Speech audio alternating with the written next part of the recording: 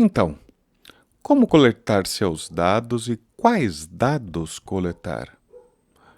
Quando você inicia sua pesquisa e planeja sua coleta de dados, é claro, com base em seu propósito e em seu modelo conceitual, você deve estar ciente de quais dados coletar. Além disso, que tipo de dados você deseja? Dados quantitativos? Dados qualitativos? E que nível de profundidade, quantas camadas de dados são necessárias para responder às suas perguntas de pesquisa? Em muitos casos, ao começar com certas variáveis dependentes, você pode encontrar métodos pré-definidos na literatura, padronizados de alguma maneira para medi-las. Querem ver? Se você quiser medir, por exemplo, a motivação de seus usuários sobre um determinado tópico ou assunto, já existem inventários, métricas e escalas psicológicas e de percepção padronizadas para isso. E muitas dessas ideias e inspiração você obtém dos trabalhos relacionados, encontrados durante a sua revisão da literatura, de modo que possam descobrir como os pesquisadores e pesquisadoras antes de vocês mediram estes construtos, como avaliaram tais conceitos e analisaram as variáveis dependentes com as quais vocês mesmos desejam trabalhar. Então, ao invés de começar do zero e sair inventando a roda, use a experiência, o trabalho e a jornada empreendida por pesquisadores antes de vocês, para que comecem em patamares mais adiantados e em posições mais elevadas de conhecimento. Então, considerando as pesquisas anteriores, como eles medem e que tipo de inventários de teste ou protocolos de pesquisa eles aplicaram ou desenvolveram em suas próprias medições? Muito importante. Se você faz estudos que envolvem seres humanos, você deve levar em consideração aspectos éticos relacionados à coleta e armazenamento de informações, normalmente regidos e autorizados por comitês de éticas em pesquisa. Procure saber mais na sua instituição, na sua organização, bem como familiarizar-se com a legislação em vigor. Em linhas gerais, você deve garantir um consentimento voluntário, informando sobre quais dados são coletados, onde tais dados são processados, como são armazenados e assim por diante. E as pessoas devem poder dar consentimento ou rejeitar esse consentimento, ou ainda também poderem ser esquecidas e seus dados destruídos. Fim da pesquisa ou após um tempo determinado, dependendo do caso. Portanto, você precisa verificar se sua coleta de dados está em conformidade com a legislação e o Comitê de Ética em Pesquisa. E quais são as formas clássicas de coleta de dados que a maioria de vocês deve conhecer? Farei apenas algumas considerações sobre eles. Claro, os mais conhecidos são os questionários ou protocolos de pesquisa, e eles vêm em diferentes formas. Podem conter entrevistas, observações, testes, análise de dados secundários, questões abertas, etc. Você também pode trabalhar com grupos focais, se trabalha com diferentes produtos ou um produto para testar e experimentá-lo. Portanto, a coleta de dados e o tipo de dados que você coleta também estão relacionados à fase de definição e abordagem metodológica da sua própria pesquisa. E claro, hoje em dia você tem uma variedade de meios para coletar esses dados, incluindo meios digitais. seja online, pessoalmente, por meio de entrevistas por telefone. Você pode considerar que tipo de armazenamento de dados é necessário para sua pesquisa, que tipo de registro de dados. Por exemplo, se você coleta dados em vídeo, precisará de grandes quantidades de armazenamento disponíveis. Você precisa considerar também como anonimizar os seus dados e processá-los posteriormente. E o melhor é que você já pode planejar como analisar os seus dados antes mesmo de coletá-los. Por quê? Isso também tem implicações em como você estrutura sua coleta de dados. E lembre-se, sempre de relacionar a coleta de dados às suas questões de pesquisa. Portanto, você deve coletar apenas os dados realmente necessários para responder às suas perguntas de pesquisa. Então, quais são as considerações típicas quando você opta por usar um questionário? As vantagens são que eles podem ser baratos, confiáveis e podem ser construídos de maneira sólida e replicável, além de serem amostrados para grandes quantidades de indivíduos e observações. Eles são rápidos e fáceis de completar.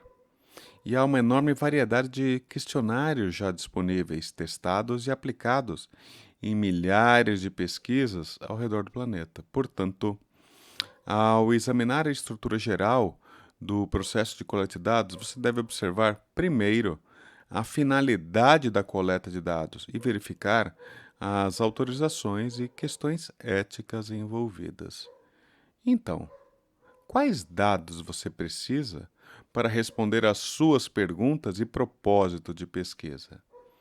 Você estrutura isso normalmente no plano de gerenciamento de dados, no qual especifica que tipo de dados serão coletados.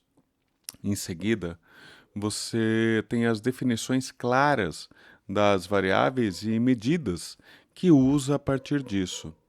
A partir daí, você define um quadro de amostragem, o que significa poder responder à seguinte pergunta: quantos questionários você precisa para coletar dados suficientes para poder tirar conclusões válidas?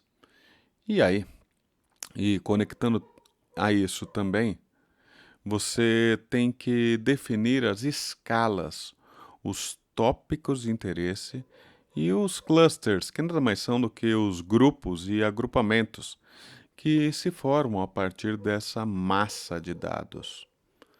Então, superadas todas essas etapas, novamente a realidade de pesquisa se impõe. E você agora precisa definir quais e quantas perguntas são necessárias para você entender cada tópico da sua pesquisa e cada construto que deseja medir. E isso não é tarefa fácil. Uma coisa é realizar medidas relativas a uma organização, a uma empresa ou a um negócio. Nesse caso, você precisa entender as características relevantes e coletar as variáveis específicas dessa amostra. Entretanto, se você precisa saber se um time, ou um grupo de pessoas, ou um indivíduo é ou está ansioso em uma determinada situação, você provavelmente precisará de uma outra variedade de itens ou uma lista de itens que medem consistentemente esse construto que chamamos de ansiedade. Não é tarefa fácil, mas é perfeitamente possível se for feita com zelo e rigor metodológico.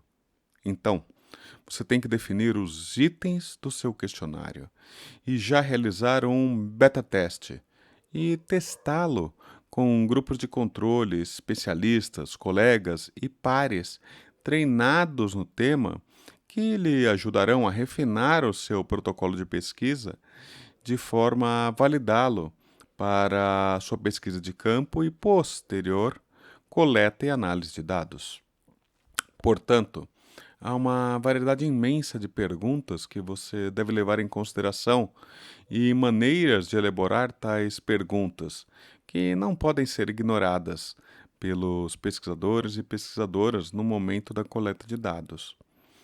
Em muitos casos, a maneira mais segura e rápida é tentar encontrar questionários já utilizados, já validados e que possam ser considerados para sua própria coleta de dados.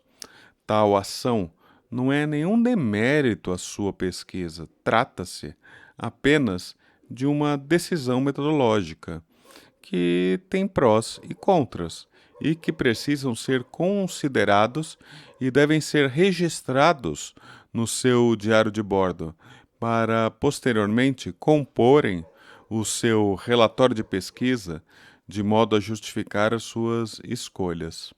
Assim, os questionários vêm em uma variedade de formas e formatos. Você pode ter perguntas abertas, você pode fazer questionários de conclusão de frases, você pode fazer perguntas de múltipla escolha, que também chamamos de respostas definidas ou com perguntas fechadas. Você pode fazer questões no formato de classificação de itens. Você pode fazer escalas de avaliação, de julgamento, onde se julga a importância das coisas. Você pode ter questionários no formato de matriz. Você pode até, com o tempo e com alguma maturidade de pesquisa, ter um roteiro de perguntas iniciais e ir derivando outras perguntas à medida que você vai entrevistando as pessoas. E as respostas vão surgindo. Enfim, há uma variedade enorme de formas e abordagens de questões que podemos utilizar, inclusive, associando mais de uma delas numa mesma pesquisa. Mas há alguns pontos que você deve considerar, além do protocolo de pesquisa. Um problema frequentemente discutido é a escala.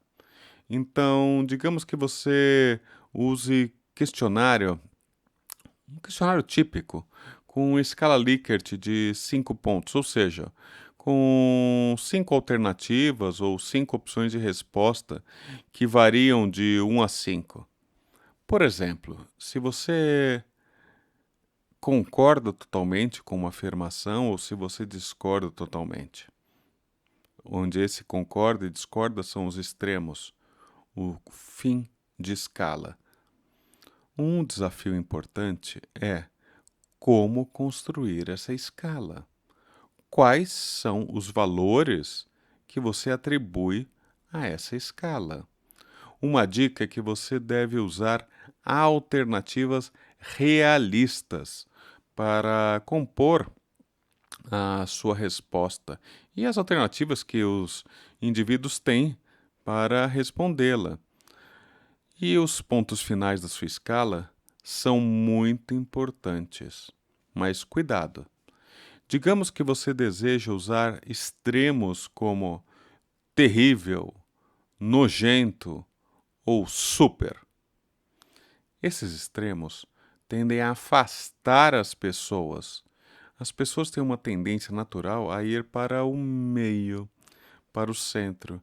E aí, a sua escala não serve para absolutamente nada. Portanto, você precisa projetar bem suas alternativas no questionário. E projete-o provavelmente também de forma que você obtenha intervalos iguais, sempre que possível, entre os diferentes valores que influenciam seus resultados. Outro método bem conhecido, que já abordei antes, são as entrevistas, que normalmente são mais utilizadas em um contexto de desenho flexível de pesquisa. Você também pode combiná-la com questionários, é claro, com outros métodos, mas as entrevistas normalmente fazem algo diferente. Afinal, as entrevistas podem fazer o que os questionários não podem, que é explorar questões em profundidade para ver como e por que as pessoas enquadram suas ideias da maneira que fazem, como e por que fazem conexões entre ideias, valores, eventos, opiniões, comportamentos, etc. Então, a entrevista é realmente um instrumento para entender muito mais sobre o como e o porquê. E você pode usá-la, é claro, em combinação, usando uma amostra menor da sua grande população para entender em profundidade as suas questões de pesquisa. E existem diferentes maneiras de fazer entrevistas.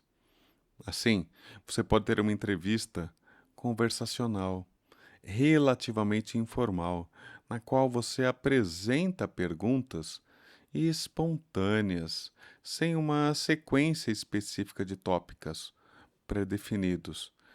É uma conversa aberta, mas cuidado, parece uma conversa aberta. O experimentador tem que estar muito bem preparado sobre o que ele gostaria de saber. A vantagem dessa forma de entrevista é que ela é muito flexível e você obtém uma ampla análise do campo. Isso é frequentemente usado e pode ser muito útil se você estiver em um estágio bem inicial e ainda exploratório da pesquisa.